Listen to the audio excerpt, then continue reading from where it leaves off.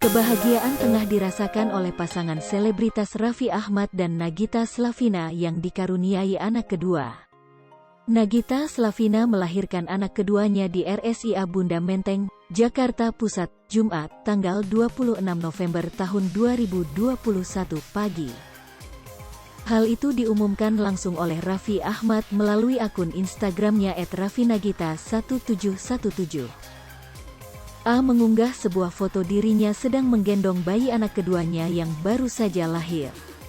Alhamdulillah, lahir dengan sehat dan selamat pagi tadi, tulis Raffi Ahmad, dikutip Warta Kota Live, Jumat siang. Raffi bersyukur, senang, dan bahagia karena anak kedua bersama Nagita Slavina berjenis kelamin laki-laki. Tambah lagi jagoan papa di Andara. Minta doanya juga ya guys buat Nagita dan dedek bayi, tulisnya. Akan tetapi, Raffi Ahmad masih merahasiakan nama anak keduanya yang sudah lahir Jumat pagi ini. Dedek bayi R, siapa namanya, tulis Raffi Ahmad. Diberitakan sebelumnya, Raffi Ahmad resmi menikahi Nagita Slavina tanggal 17 Oktober tahun 2014. Belum genap setahun menikah, Nagita Slavina melahirkan anak lelaki pertamanya pada 15 Agustus 2015 yang diberi nama Rafathar Malik Ahmad.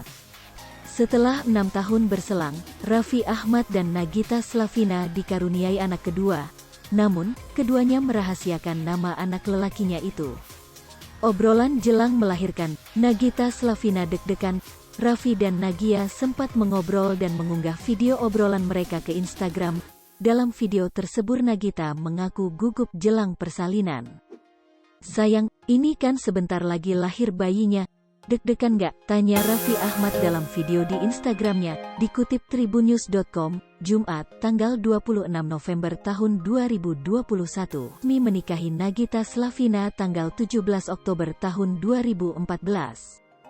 Belum genap setahun menikah, Nagita Slavina melahirkan anak lelaki pertamanya pada 15 Agustus 2015 yang diberi nama Rafathar Malik Ahmad. Setelah 6 tahun.